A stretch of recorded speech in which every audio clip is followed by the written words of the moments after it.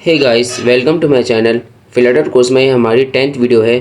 तो आज के हम इस वीडियो में डार्ट कंडीशनर्स देखेंगे। तो जो भी मेरे चैनल पर नए हैं, चैनल को सब्सक्राइब कर लें और बेल आइकन पर क्लिक कर लें ताकि आपको आने वाली 100 वीडियो का नोटिफिकेशन आ जाए।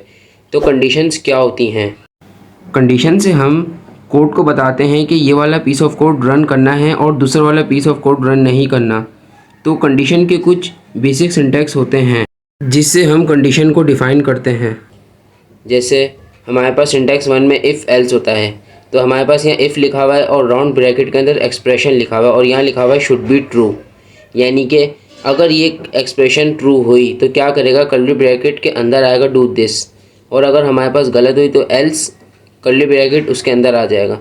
यानी इफ़ अगर ये हमारे पास कंडीशन ट्रू हुई तो डू दिस, वरना तो एल्स अगर मगर।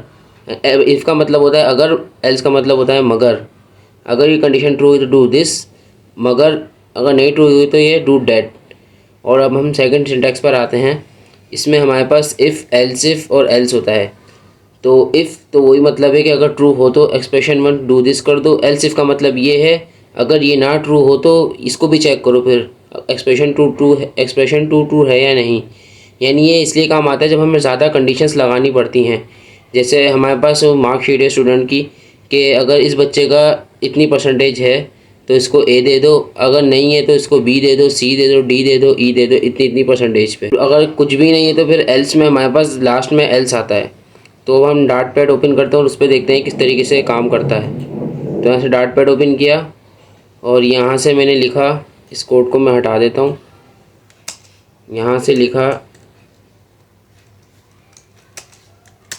Int as equals to 10।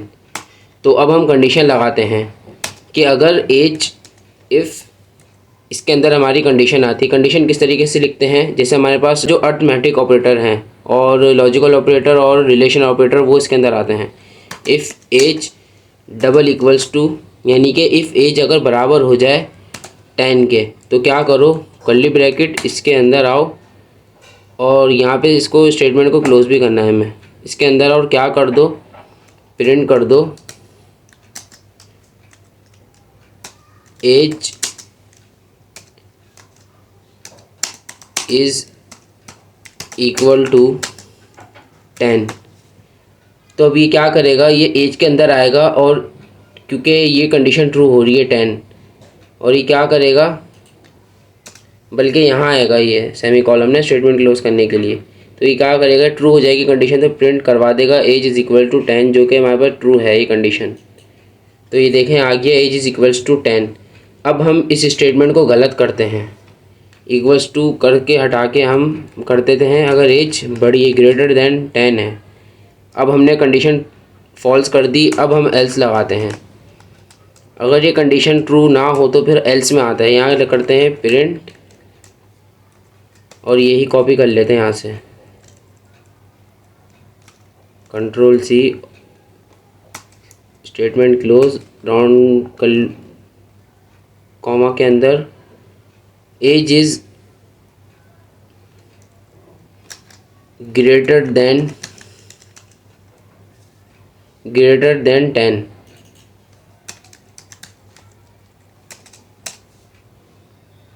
तो अब हमारे पास कौन सी स्टेटमेंट प्रिंट होगी, ये वाली स्टेटमेंट तो हमारे पास फॉल्स होगी। तो इसको ये देखेगा कि एज तो छोटी है 10 से, तो ये इसको हटा के एल्स में आ जाएगा और क्या करेगा, इस एज इज़ ग्रेटर देन 10 लिख देगा, यानी एल्स वाली कंडीशन में आ जाएगा। तो ये देखें आ गया एज इज़ ग्रेटर देन 10।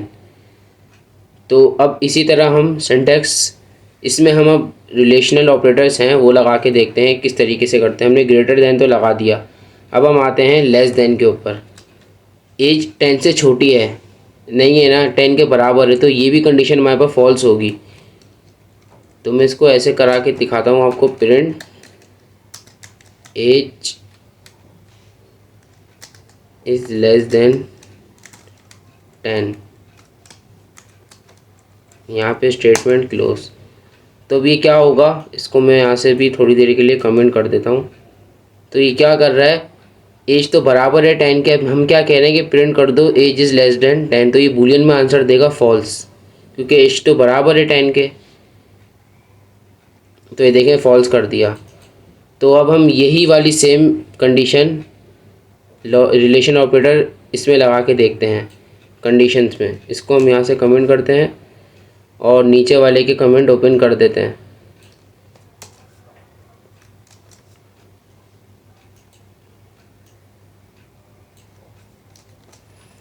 तो ये कर दिए। अब हमारे पास स्टेटमेंट वहाँ क्या आया था, फॉल्स आया था।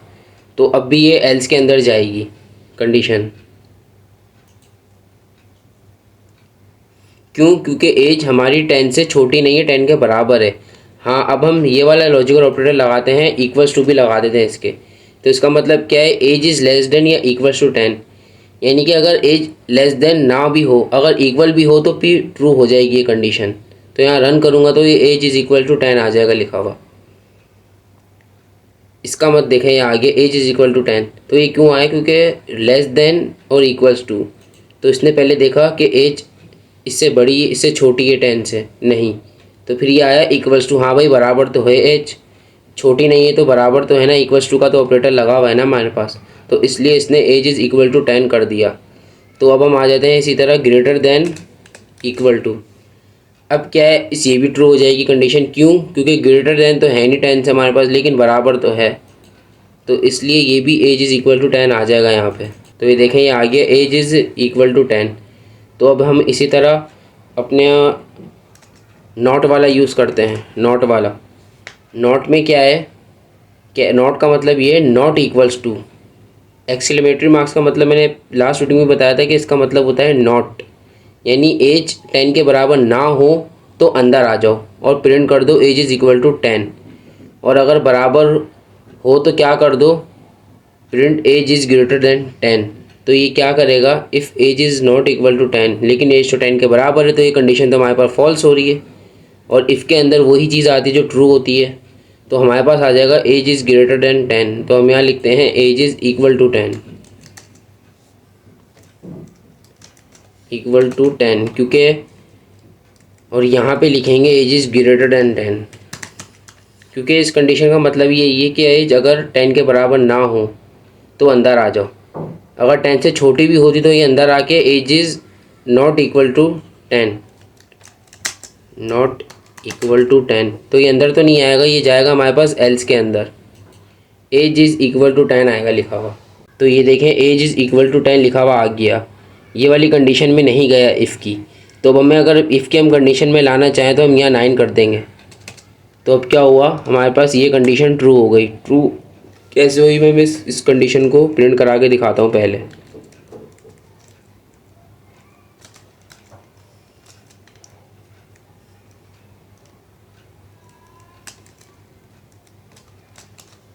तो अब मैं इसको रन करूँगा तो इसका आंसर भूल में आएगा, जो कि क्या आएगा, नॉट इक्वल टू 9, यानी age is not equal to 9। तो इसका आंसर क्या आएगा हमारे पास, ट्रू, क्योंकि एज बराबर नहीं है और हमारे पास तो उसमें है 10 लिखा हुआ है ऊपर।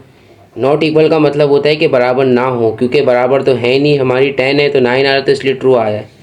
तो अब इसी तरह हमारे पास इफ़ एल्स की कंडीशन में ये हमारे पास भी अब इसका आंसर ट्रू आएगा, क्योंकि इफ़ की कंडीशन में घुस जाएगा age is not equal to 10, जबकि हम यहाँ लिखते हैं एज इज़ इक्वल टू 10।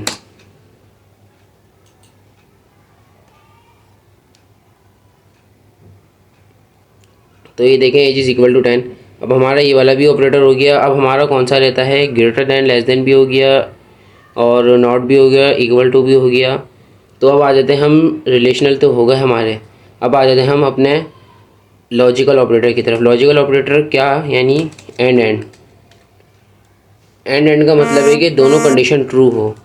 तो इस एंड, तो लॉजिकल ऑपरेटर में हम जो हमारे रिलेशनल ऑपरेटर हैं और लॉजिकल ऑपरेटर दोनों को साथ लगाते हैं। तो हम यहाँ करता हूँ एज इज़ अगर बराबर हो 10 के, यानी ये वाली साइड तो हमारी ट्रू हो गई, और एंड एंड का मतलब है दोनों साइड ट्रू होनी ज़रूरी है। और अगर as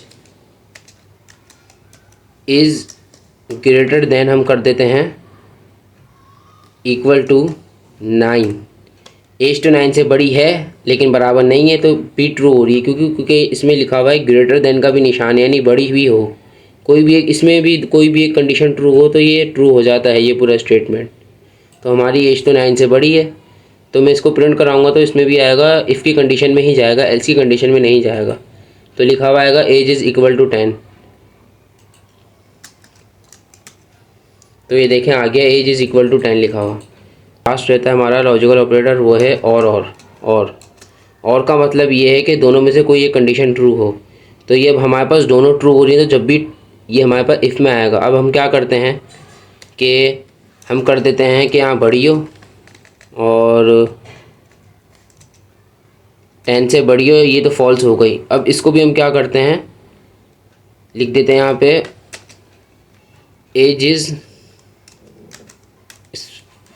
is smaller than 15। Yes, ये ट्रू है। ये फॉल्स है क्योंकि एज तो हमारी बड़ी नहीं है 10 से, लेकिन हाँ हमारी एज 15 से छोटी है क्योंकि वो 10, ये देखें 10 लिखा हुआ है। तो यहाँ पे भी आएगा एज इज़ इक्वल टू 10। तो अब हमने अपने लॉजिकल ऑपरेटर में एंड और भी देख लिया। असाइनमेंट ऑपरेटर ये रहा हमारा, तो हमने लॉजिकल ऑपरेटर भी देख लिया, असाइनमेंट ऑपरेटर भी देख लिया, और अरिथमेटिक ऑपरेटर में प्लस माइनस है सिंपल, और रिलेशन ऑपरेटर भी देख लिया। अब आ जाते हैं हम अपने सेकंड सिंटैक्स के ऊपर, वो है जो है एल्स इफ। सिर्फ हम यहाँ क्या करेंगे, एल्स इफ़, और यहाँ पे राउंड ब्रैकेट के अंदर कंडीशन इसी तरीके से। तो हम एल्स इफ जब यूज़ करते हैं जब हमारे पास ज़्यादा कंडीशंस हों, जैसे हमारे पास मार्कशीट है। अब मैं यहाँ लिखता हूँ इफ़ एज इज़, यानी किसी न किसी की एज तो एक बराबर होगी ना। तो यहाँ मैं करता हूँ, इसको मैं पहले गलत कर देता हूँ, ऊपर वाली को दोनों फॉल्स बना देता हूँ। मैं इसको कर देता हूँ नॉट इक्वल टू, यानी ये भी हमारे पास फॉल्स हो गई और वो वाली भी हमारे पास फॉल्स हो गई, तो इसमें तो नहीं आएगा। अब मैं यहाँ पे कर देता हूँ if age is equal to 10, और ये एंड, यानी कि ये वाली लेफ़्ट साइड तो हमारी ट्रू हो गई, अब हमें राइट साइड भी ट्रू करनी है। एज इज़ लेस देन 20, तो हमारी ये कंडीशन भी ट्रू हो रही है। तो मैं क्या कर देता हूँ, यहाँ पे प्रिंट करा देता हूँ, print age is equal to 10। तो हमारी इफ़ वाली कंडीशन में तो नहीं जाएगा, क्यों? क्योंकि ये दोनों में से कोई भी साइड ट्रू नहीं हो रही, ना ये वाली ट्रू हो रही है ना ये वाली ट्रू हो रही है, तो अब इसमें तो आएगा नहीं। तो फिर ये चलता हुआ आएगा हमारे एल्स इफ के पास, फिर ये इसके अंदर आएगा, देखेगा कि एज हाँ भाई बराबर तो है 10 के, और फिर ये हमारा लॉजिकल ऑपरेटर देखेगा कि एंड लगा हुआ, यानी दोनों साइड ट्रू होंगी तो एल्स इफ में आएगा। तो फिर ये लेफ़्ट साइड तो इसने देख ली ट्रू है, फिर ये राइट साइड पे आएगा और यहाँ देखेगा हाँ भाई एज 20 से छोटी है, तो ये क्या करेगा, इस एल्स इफ के अंदर आके प्रिंट करा देगा एज इज़ इक्वल टू 10। तो ये देखें age is equal to 10 print करा दिया। तो हमने अब सेकंड सिंटैक्स भी देख लिया है। तो अब हमने इस वीडियो में अपनी कंडीशनल्स भी कवर कर ली हैं। तो अब हम नेक्स्ट वीडियो में लूप्स देखेंगे कि लूप्स क्या होते हैं। तो मेरी वीडियो पसंद आई हो तो इस वीडियो को लाइक करें और चैनल को सब्सक्राइब करें। तो मिलते हैं नेक्स्ट वीडियो में। अल्लाह हाफिज़।